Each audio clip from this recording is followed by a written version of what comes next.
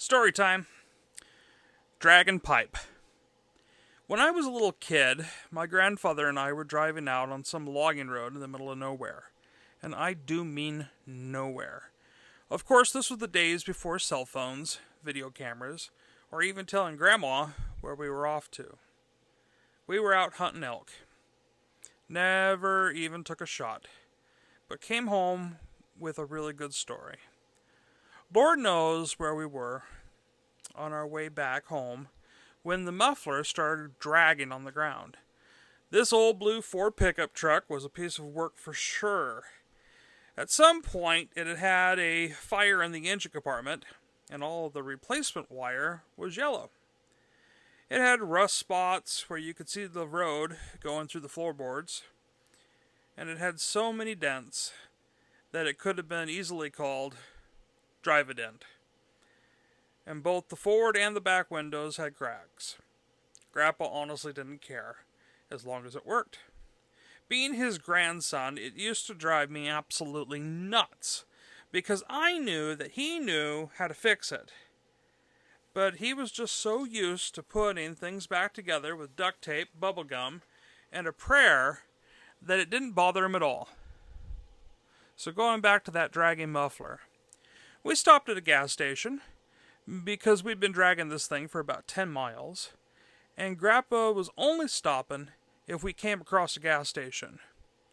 So there we were, dragging a banged up and bent muffler with no way of welding it back into place.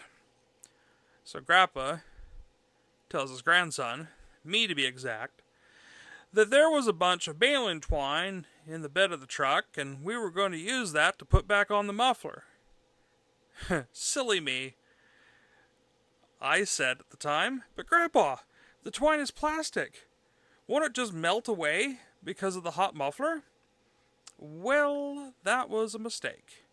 After some colorful language, and explaining to me that it doesn't matter, that it will be fine, it was just a stopgap to get us home, then we'd fix it. Okay, after all, I'm just a little guy, and Grandpa had this thing about getting old. He would tell me, in my head, I am still 25 years old, but my body says I ain't. So we're going to use your body and my brain. There I was, on my back, wrapping plastic twine around the tailpipe to hold back up the muffler. Of course, it started melting while I was putting it on. No big deal. Grandpa just handed me more twine, and then we used a rag around the pipe to create a buffer between my wraps and the hot pipe. Oh, don't worry. That rag was just his chainsaw rag, and it was covered in power saw oil. No big deal.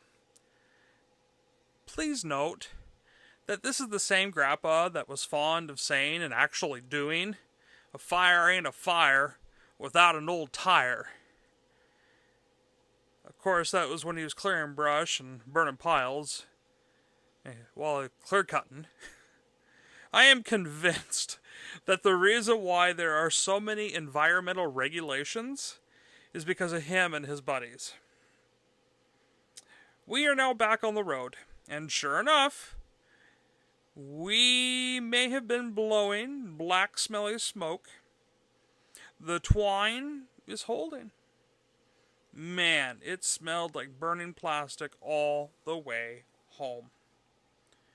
Right as we are making the left-hand turn back onto his farm's driveway, we hear this grinding noise again, followed by a dragging noise of the muffler hitting the gravel driveway. Well, it worked. We got home. And now we have the machine shed with all the equipment we needed to fix the truck. We pulled up to the shop. The plastic around the pipe was now a clump of charred orange and black goo. It kind of looked like at some point it may have actually caught on fire. Thinking to myself, okay, the welder is right here. We can put on a couple of weld beads on these brackets and then we'll be back in business. Should take us maybe an hour, tops. Did we do that? Well, what kind of story do you think this is?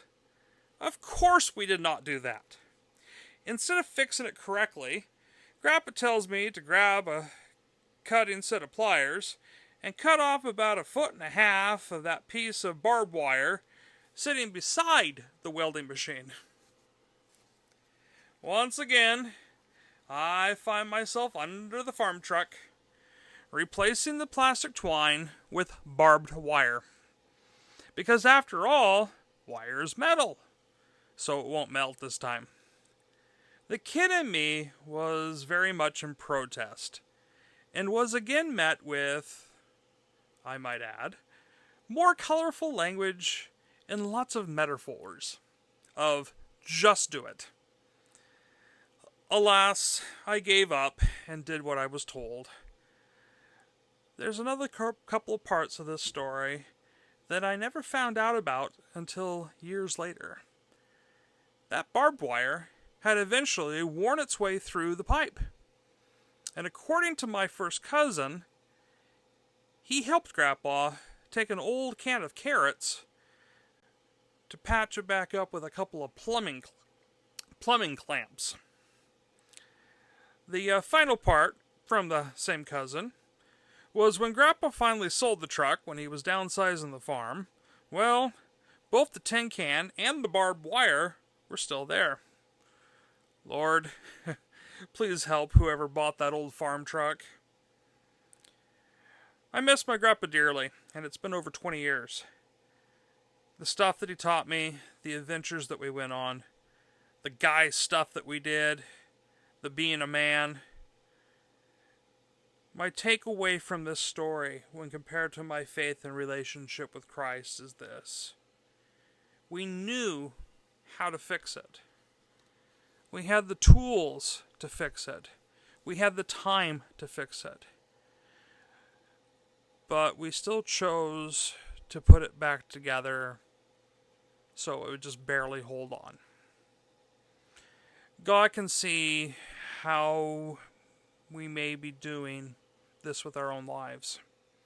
Well, that's good enough. It will get us down the road. But the real question is, yes, it will get you down the road. But is it actually really fixed? Are we just praying that it doesn't come apart again? Just a thought.